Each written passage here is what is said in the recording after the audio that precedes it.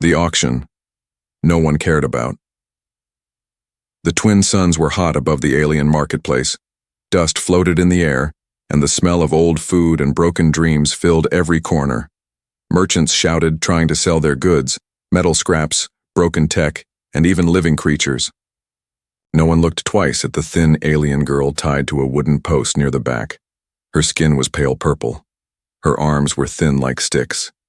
Her eyes were large, glowing softly, but they held no hope. She stood quietly, her ankles chained, her clothes torn and dirty. Flies landed on her, but she didn't move. She had given up. The auctioneer, a fat, loud alien with 3 eyes and a cracked voice, stood beside her. "Come on," he shouted, banging a rusted bell. 1 coin, just 1 coin, for this worthless creature, anyone. People laughed. "Looks half dead already," someone said. "Not even good for cleaning the floor." Another yelled. The girl didn't cry. She didn't blink. She just stared at the dusty ground. She had been passed from one owner to another, used and forgotten. Now even slavery had no place for her. At that moment, a human man walked into the market. His name was Daniel Cross, a cargo trader from Earth. He wasn't looking for trouble. He was only here for spare ship parts. His ship needed fuel cells and food rations, nothing else. Daniel wore a brown jacket, old but strong. His boots were covered in red dust. He looked around, ignoring the noise, until he heard the auctioneer scream again. 1 coin, just give me 1 coin and take her away." Something in the man's heart told him to look. He turned. His eyes locked with the girl's. For a second, everything went quiet. The market faded. The voices faded. Daniel just saw her, standing so still, like a statue made of sorrow. Her eyes weren't asking for help, but they were tired of pain. "Hey, Earthman," the auctioneer barked. "You want her?" Daniel stepped closer. "What did she do?" "She's broken, doesn't speak, can't even clean, worthless, but I'm tired of feeding her air." Daniel knelt. "What's your name, girl?" She didn't answer. "She doesn't talk," the seller growled. "Either buy or move." Daniel reached into his pocket and pulled out a single coin, a small silver Earth token. "Will this do?" The crowd laughed. "1 coin? You serious?" The auctioneer stared, then snatched the coin. "She's yours. Don't come crying when she dies tomorrow." He unlocked the chains with a metal key and walked away, already yelling for the next item. The girl stayed where she was. She didn't move, didn't believe what had just happened. Daniel stood in front of her and spoke softly. "I'm not going to hurt you. Can you walk?" Still nothing. Gently he bent down and picked her up. She weighed nothing, like a bag of feathers. Her skin was cold. Her bones poked through her thin skin. But she didn't fight. She didn't speak. She just let herself be carried. People stared. As he walked through the crowd, some whispered, some laughed. A human saving trash, and what a waste of a good coin. Daniel didn't care. Back at his ship, he laid her gently on a padded seat in the cargo bay. He brought a bottle of clean water and offered it. She looked at it, then slowly, very slowly, reached out with shaking fingers. She drank like she hadn't tasted water in years. He handed her a food bar. She ate half, then saved the rest, holding it like treasure. "What happened to you?" Daniel said under his breath. He sat on a crate nearby, watching her. "You're safe now. I don't know who you are or what you've been through. But you're not garbage. Not to me." The girl didn't respond. But for the first time, her eyes blinked. Her lips moved slightly. A small breath escaped her mouth. Daniel stood, grabbed a clean blanket, and covered her gently. She didn't pull away. Night fell. The stars above were bright, and the desert wind blew quietly outside the ship. Inside, the girl slept in silence, wrapped in warmth for the first time in who knows how long. Daniel sat nearby, tired but alert. He looked at her again. "1 coin," he whispered, shaking his head. "And they called you worthless." He didn't know it yet, But that one small act had just changed 2 lives forever. The next morning, Daniel opened his eyes slowly. A soft buzzing sound from the ship's panels filled the quiet room. The engines were idle, and the wind outside had gone still. He stretched his arms and turned toward the corner of the cargo bay.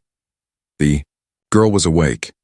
She sat curled under the blanket, watching him with wide, unsure eyes, her thin arms wrapped tightly around her knees. The food bar he had given her last night was still clutched in one hand, untouched. "You didn't eat?" Daniel asked gently. She looked at him, then slowly shook her head. "It's yours. You don't have to save it. There's more." Still no words. Daniel got up and walked to the small kitchen area of his ship. He prepared warm broth, not too spicy or strong, just warm and soft. He placed it in a small bowl and carried it back to her. She flinched when he got too close. He stopped, crouched, and set the bowl a short distance away. "It's for you. No tricks." The girl stared at the steam rising from the bowl. Her stomach growled quietly. After a long pause, she moved forward, slow like a frightened animal. She picked up the bowl and brought it to her lips. Her hands trembled, but she didn't spill a drop.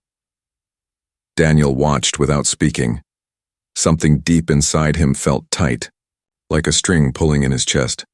When she finished, she set the bowl down and wiped her mouth with the back of her hand. Then, quietly, she said a word. "Safe." Daniel blinked. "Did you just say—" She pointed to the ship around her, then pointed to him. "Safe," she repeated, with more strength this time. A smile broke on Daniel's face. "Yeah, you are." He sat beside her, careful, not to move too fast. "Can you tell me your name?" She shook her head. "Okay," he said. "That's all right. We'll figure it out together." Daniel opened a small tablet from his jacket and pulled up an old language translator. It had thousands of alien dialects saved inside, some even from dead civilizations. He handed the device to her. "Can you write? Try drawing." She hesitated, then slowly reached for it. Her fingers were thin, bony, but still graceful. She tapped the screen and drew a circle, then lines through it. Then a set of curved symbols. The translator buzzed and beeped. Daniel stared at the result. "Name, Alari, he said softly. "That's you?" She nodded. He held out his hand. "I'm Daniel." She looked at his hand, confused. But, after a moment, she reached out too, very gently, and touched his palm with hers. It was the smallest touch, but it meant something big. Daniel stood. "All right, Alari. You need rest, real food, and clean clothes. I'm heading to the supply depot. You'll come with me, okay?" Alari's eyes widened. Fear returned. "You'll stay with me," Daniel said quickly. "No one will hurt you, I promise." She gave a small nod. Later that day, the two walked through a nearby trade post, a small human-built outpost with security bots and calm music playing. Alari stayed close to Daniel, eyes darting in every direction. People stared. Some looked curious. Some confused. One man laughed, nudging his friend. Did the human adopt a pet? Daniel ignored them. They stopped at a clothing shop. Daniel picked soft, simple clothes. A shirt, pants, and a warm jacket. Alari touched the fabric like it was something holy. He bought a pair of small boots and gave her a satchel to hold her tablet. Then they walked past a mirror. Alari froze. She stared at her reflection. Her face was thin, hair messy, skin bruised. Her fingers slowly traced the scars on her cheek. She looked away, ashamed. Daniel placed a hand on her shoulder. "You're not broken. Just healing." She looked at him, confused again. But his face was calm, his eyes kind. No one had ever looked at her like that. Back on the ship, Alari sat on a crate and opened her tablet. She started drawing again. This time, it wasn't symbols. It was a picture. Daniel, handing her the bowl of soup, her hands shaking. His eyes warm, she showed it to him. He stared at the image, stunned. It was simple, but powerful. You remember that? He asked. She nodded. You're an artist. She pointed to herself, then made a small circle over her chest. Heart, she said, then pointed to the drawing. From your heart? She nodded again. Daniel leaned back and looked at her in a new way. She wasn't just a scared girl anymore. There was life inside her. Light, talent, once called worthless, now priceless. The soft hum of the ship floated through the air as Daniel prepared breakfast. The stars outside the window blinked like tiny fires in the black. Ilari sat quietly on a small bench near the table, her new jacket wrapped tightly around her. She still hadn't spoken much since yesterday, but something about her had changed. She wasn't shrinking anymore. She watched Daniel closely as he moved. Her eyes followed his hands, his steps, the way he stirred the hot food on the small stove. He glanced over at her and smiled. You hungry? She gave a small nod. Daniel placed a warm plate of eggs and flatbread in front of her. Hilary picked up a fork slowly. She was learning how to use it. Every small movement still seemed strange for her, like the world around her was too soft, too kind. After a few bites, Daniel sat down across from her and placed a small medical scanner on the table. I need to check something, he said softly, just to make sure you're okay. Ilari's hands froze. He raised his palms. I won't hurt you, I promise. Just trust me a little. Ilari looked into his eyes, then slowly rolled up the sleeve of her jacket. Daniel froze. Her arm, slender and light violet, was covered in deep scars. Some old, faded into silver lines, others still red and raised like they had never healed right. He didn't speak, didn't gasp. He just scanned her quietly. The scanner beeped.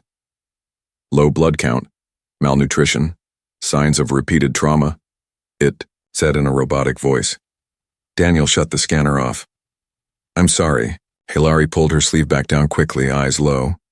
You didn't deserve that, Daniel said, his voice low but steady. None of it. Hilary slowly opened her satchel and pulled out her tablet. She drew something, her fingers quick but graceful. She turned the screen toward him. It was a picture of her surrounded by dark hands, chains on her wrists, her mouth sewn shut with a red X, and in the corner, a tiny version of herself, curled up in a cage. Daniel clenched his jaw. Who did this to you? He asked. Hilary tapped the cage in the picture, then drew a strange symbol. 3 circles, one above the other. Daniel recognized it. A slaver mark. From the southern moons of Calvaris.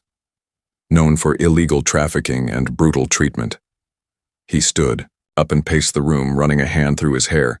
So they took you from your planet? She nodded. Your people? She pointed to herself, then crossed both arms over her chest like wings, and slowly lowered them. Daniel understood. Gone? Hilary nodded again, her eyes full of sadness. Then she made a small circle with her finger over her heart. A slow pulse. Still alive. You survived, Daniel whispered. Hilary placed her tablet down and stood up. She walked over to the mirror by the cargo door, the same mirror she had stared at before. Slowly, she pulled off the jacket and lifted the back of her shirt. Daniel looked away, out of respect. But when she turned, she said one word. See? He looked. Her back was a map of pain. Whip marks, burn circles, patches of damaged skin, and between them something strange. A tattoo, done in soft silver ink, shaped like a bird with broken wings. Daniel stepped closer. He reached into his pocket and took out a small scanner again. Not for wounds, but for symbols. It lit up. Coded, royal mark, clan of Era, lost house. Daniel blinked. You're royalty? Hilary looked confused at first, then read the scan result and touched the tattoo on her back. I don't think they knew, Daniel said. You were a princess, and they sold you like trash. Hilary sat back down, pulling her jacket tight. Daniel knelt in front of her. You're not trash, you're not a slave, you're not broken. She looked up at him, trembling. You're a survivor. You're brave. And from now on, you're free. Tears gathered in Ailari's eyes. For the first time, they fell. She didn't cry loudly. She just let them slide down her cheeks, silent, gentle, like rain after a long, dry storm. Daniel took her hand in his. No one will ever chain you again. Not while I'm alive. Ailari gripped his hand back. Her voice was barely a whisper. Thank you. That night, Daniel sat in the cockpit, looking through old records of the clan of Era. They were thought extinct. Their planet had fallen 20 years ago in a quiet war no one talked about. Survivors were rare, most were captured or killed. If Ailari truly was one of them, it changed everything. Meanwhile, Ailari sat in her bunk, drawing again. She drew. Daniel this time, a shield in one hand, a light in the other. Beneath the picture, she wrote in shaky English, "My safe place." The stars were still outside the ship's windows, but Daniel wasn't sleeping. He sat in the pilot's chair, eyes on the blinking screen, scanning old space charts. He had just finished repairing a small damage in the nav drive, but his mind wasn't on the ship anymore. His mind was on Ailari, the scarred alien girl he had saved for a single coin, who now seemed to carry a royal mark. She wasn't just a girl sold at a market. She was someone important, someone lost. A soft sound came from the hallway. Daniel turned. Ailari stood there holding her tablet close. She had drawn something new. Without a word, she stepped forward and showed him the screen. It was a map. Daniel looked closely. The image was rough, drawn from memory, but he recognized some of the stars. Ailari, is this your home? She nodded. Daniel pointed to a red X on one of the moons. This? She tapped the screen. Her world. He turned to the nav screen and started entering coordinates. The system was far, 3 jumps away through empty, silent sectors. Why do you want to go back? He asked gently. Isn't it dangerous? Ailari looked down, then drew one more thing on her tablet. A grave. A small one. Beside it, a necklace. Then she pointed to her own neck. Daniel understood. Family? She nodded once. He sighed, rubbing his eyes. Okay, we'll go, but only for a short visit. Ailari gave him the smallest smile. The ship broke through light space 2 days later. As they approached the planet, Daniel frowned. It was dead. Ash-gray clouds floated over broken cities. Forests were burned down. Rivers were dry. The scanners picked up radiation pockets and signs of old battles. Ailari looked through the window, her face pale. Daniel turned to her. We'll land in a safe zone, but stay close to me, all right? She reached out and gently took his hand. They landed near a cracked stone monument. The ground was covered in dust and silence. Ailari stepped outside and looked around. Her boots crunched over dry soil. Her eyes moved quickly, remembering paths from long ago.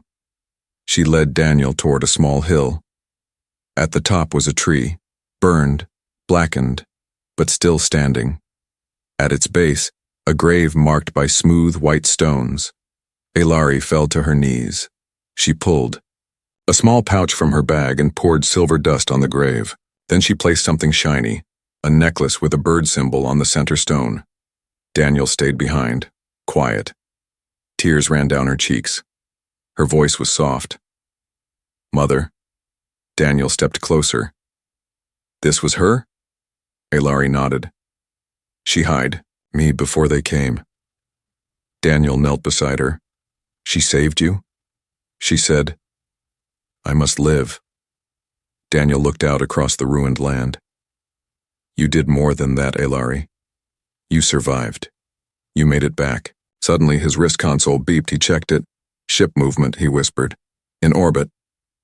Ailari stood up, alert. Daniel grabbed his scanner and checked again. It's not from Earth. Small, fast, probably a slaver scout.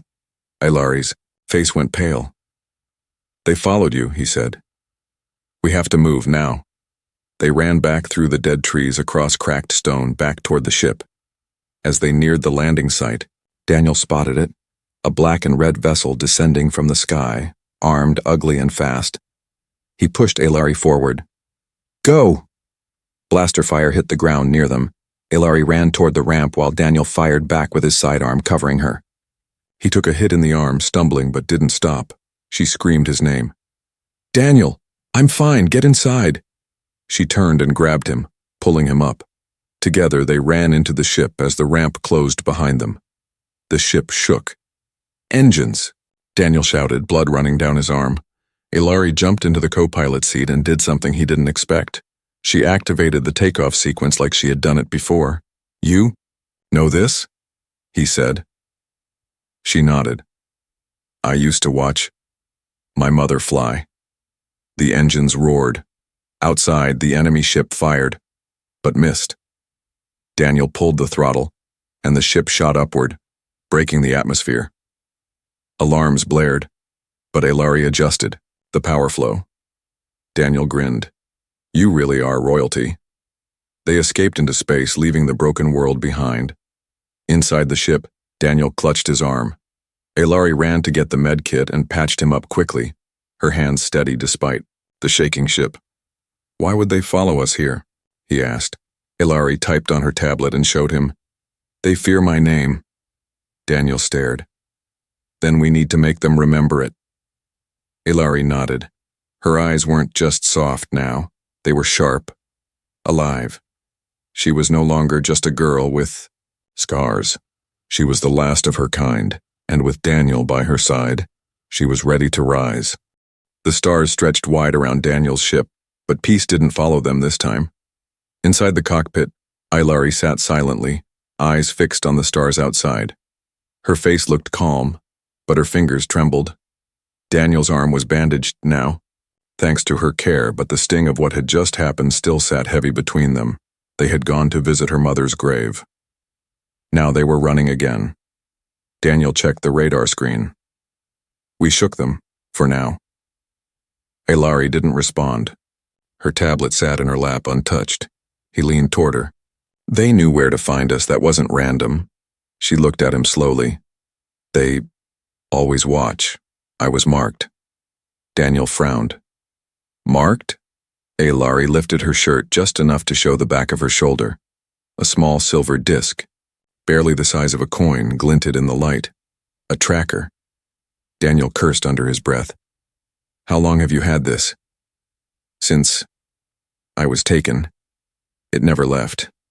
He stood up, grabbed a tool from the wall, and returned. Hold still. Alari didn't flinch as he carefully removed it, sealing the wound with a soft spray. You're free now, he said. Really free, she whispered. They won't stop. Daniel didn't answer right away. Instead, he turned on the ship's main screen and started typing. If they want you back, they'll have to go through me, but we'll need help. Alari raised an eyebrow. Help? There's someone I trust, Daniel said. He used to work in alien rescue ops, knows the slaver networks. If anyone can erase you from their system, it's him.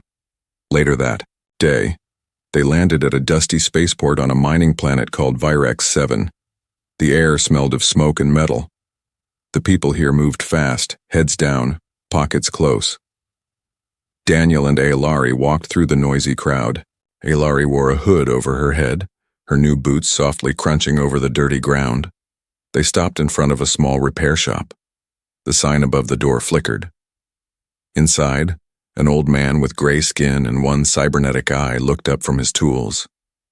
Daniel Cross, he said with a grin. Didn't expect you back so soon. Didn't plan on it, Daniel replied. This is Alari. She needs to disappear. The man stood slowly. Slave mark? Daniel nodded. The man gestured toward a side room. Bring her. Inside the dim chamber, machines buzzed and screens blinked. Alari sat on the scanner bed while the old man adjusted wires. It'll hurt a little, he warned her, like pulling your shadow off. Alari stayed still. A sharp light scanned her body. Her eyes clenched shut. Then, snap. The screen blinked green. Done, the man said. She's gone. As far as the slavers know. She never existed. Alari, opened her eyes slowly. Daniel smiled. Now we're invisible. But as they stepped outside the shop, something felt wrong. The streets were quieter. Too quiet. Then Daniel's wrist console beeped. Incoming transmission. Urgent bounty alert. He opened it. A picture of Alari, her old slave ID, and one terrible message in red. Wanted. Return dead or alive. 500,000 credits. His heart dropped. Alari peeked at the screen, then backed away, eyes wide. No, she whispered. No, no, no. Daniel grabbed her hand. Run! They raced through the narrow alleys as shadows followed them. 2 hunters in black armor, weapons drawn. Alari and Daniel dodged into a trash tunnel, sliding under gates and broken cables. Shots. Fired. Sparks flew. They barely made it back to the ship. Daniel slammed the ramp button. Alari was gasping, holding her arm, burned from a graze. He didn't ask. He flew. As the ship lifted off, one of the bounty hunters launched a tracker dart. Hit the side of the engine with a thud, blinking red. Alari saw it through the window. They marked us again, Daniel shouted. Hold on. He rolled the ship in a tight spin, heading into the asteroid belt nearby. The ship rocked. Alari held on tight. Daniel pressed a switch. Decoy beacon, go! A second pod launched from under the ship. It blinked the same signal, racing into space. The red light on the dart faded. They were safe, for now. Inside the ship, Alari sat on the floor, breathing hard. Daniel dropped beside her, his hair messy, his face tired. I'm sorry, he said. I didn't think the bounty would go that high. Alari shook her head. Not your fault. They want to destroy proof. Daniel looked at her. You're not proof. You're a person, and I won't let them erase you. She touched her necklace, the only thing left from her mother. Why do you care? She asked softly. Why me? Daniel leaned back, thinking.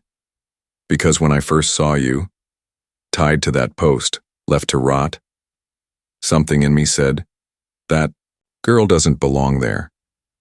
I didn't know who you were, I didn't care, I just knew you mattered. Alari smiled, weak but real. You changed everything. Daniel nodded. And I'm not done yet. They sat in silence for a moment. Then, Daniel stood. We're going to fight back. Alari looked up. How? She asked. He smiled. We stop running and make them afraid of what you've become. Daniel tightened his gloves as the ship glided through empty space. The stars outside blinked, quietly, unaware of the storm that was coming. In the co-pilot seat, Alari was silent, but her eyes were sharp now, burning with something new. She was no longer the broken girl from the marketplace. She was ready. Daniel tapped the console. One ship, mid-sized, docked at Station Drax. Alari leaned in. Slaver? He nodded. Same ones who tracked us on Virex 7. They're holding captives, probably more like you. She clenched her fist. We stopped them. Daniel smiled slightly. We don't have much time. The station is on low patrol for the next hour.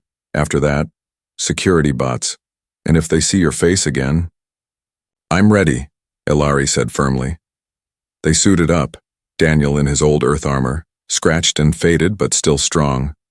Alari wore a new suit, flexible and light, with a hidden blade on each sleeve. She checked the comms device in her ear. You, okay? Daniel asked one last time. Alari gave a calm nod.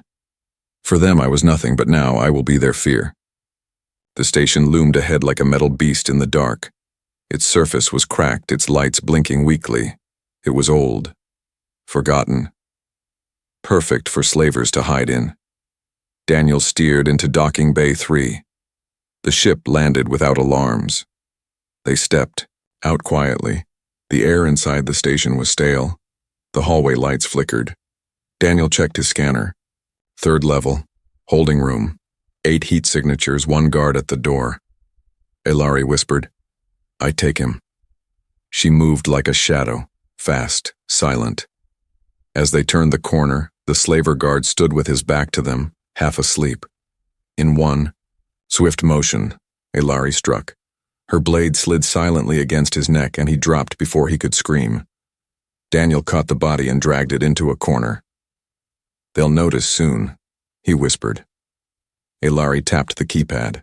The door hissed open. Inside were 6 prisoners, dirty, starved, afraid. A young alien boy whimpered as the door opened, shielding his face. "We're not here to hurt you," Daniel said. "We're here to free you." One of the older aliens stepped forward. You're the lost Era girl." Ilari blinked. "You know me? Your mother saved my family before they killed her." Tears formed in Ilari's eyes, but she nodded. "Then help us now." Daniel handed out small shock pistols and tools. "We have 20 minutes. Move." As they guided the freed prisoners back through the halls, the station's alert system finally noticed. "Alert. Holding cell breach. Alert." Sirens wailed. Lights turned red. "We're out of time," Daniel said. From the far end of the corridor, armed slavers appeared, 10 of them. "Fully geared, go," Daniel shouted to the group. "Get to the ship." Ilari turned to stand beside him. "No," he said. "You have to go too." But she didn't move. "I won't run this time," she said. Daniel sighed. "All right." Side by side. The fight was fast and brutal. Daniel fired his blaster, knocking down 2 slavers. Ilari moved like lightning, jumping, flipping, slicing with her twin blades. She dodged blaster fire and struck with precision. The enemy didn't expect her to fight. They expected a frightened slave. They were wrong. Ilari landed on the lead slaver and tore his helmet off. He gasped. You're... She stabbed the blade into his chest. "I'm not yours," she growled. Another shot grazed Daniel's shoulder, but he kept firing. His suit smoked. His breath was heavy. The prisoners made it to the ship, but more slavers were coming. Daniel and Ilari backed toward the docking bay. Suddenly, an explosion rocked the hallway. Ilari looked up. "The ship! They're attacking it!" Daniel activated his wrist link. "Launch the escape pod." A pod detached, flying into space with the prisoners aboard. Daniel turned to Ilari. "Now we end this." They charged back into the main control room. Ilari hacked into the system using stolen access codes from the guard. Daniel planted a plasma charge on the fuel line. The slaver ship began to groan. "Time to go," he said. Ilari set the timer. 3 minutes. As they ran back to their own ship, Daniel limped, his leg hit by a metal shard. Ilari supported him without a word. They boarded and took off just as the station burst behind them, fire and metal raining down into the cold black of space. Silence. Stars were calm again. Daniel lay on the medbed. His breathing was rough but stable. Ilari sat beside him, holding his hand. "You saved them," she whispered. He smiled weakly. "You did." "No," she said, her voice shaking.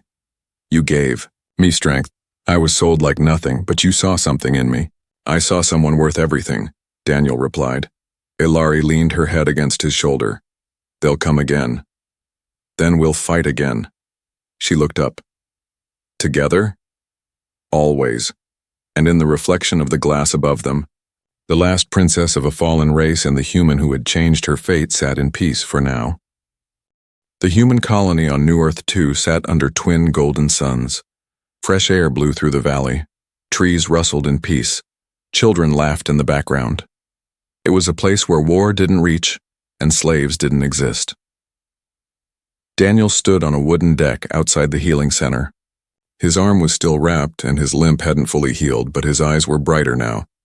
Beside him stood Ilari, clean, dressed in soft white, with her silver hair gently braided over her shoulder. Her scars were still there, but now they looked like marks of strength, not weakness. They had been on the colony for 3 weeks. No alarms, no bounty hunters, just peace. Daniel looked down at the small alien girl tugging on Ilari's hand. The child was one of the rescued prisoners. Her name was Nell. She had been silent for days after they were saved, but now she smiled and giggled every time Ilari was near. "She thinks you're her big sister," Daniel said with a grin. "Ilari, bent down and touched Nell's forehead gently. She lost everything, like I did. But she has us now. Daniel nodded. They walked through the village together, passing by humans and aliens living side by side. People nodded at them, some offering warm bread or fruit. Ilari had become known as the Brave One. The story of what she did, facing slavers and freeing prisoners, had spread. But that wasn't what made the biggest difference. What changed everything was how she looked now. Free, proud, alive. That evening, the colony gathered for a small celebration. The rescued prisoners were given clothes, homes, and jobs. One by one, they were welcomed by the community. When it was Ilari's turn to step forward, the leader of the colony, a tall, older woman named Mara, raised her voice. This girl was sold for 1 coin, Mara said, looking out over the crowd. They called her worthless. Everyone watched as Ilari stood beside Daniel.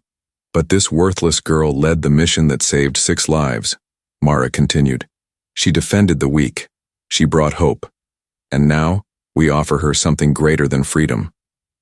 Mara stepped forward and held out a necklace made of polished stone and crystal. A name, she said, placing it around Ilari's neck. A place and a family. The crowd clapped and cheered. Ilari stood frozen. Her lips trembled. Her hands gripped the necklace. Then, with a quiet breath, she smiled. She turned to Daniel.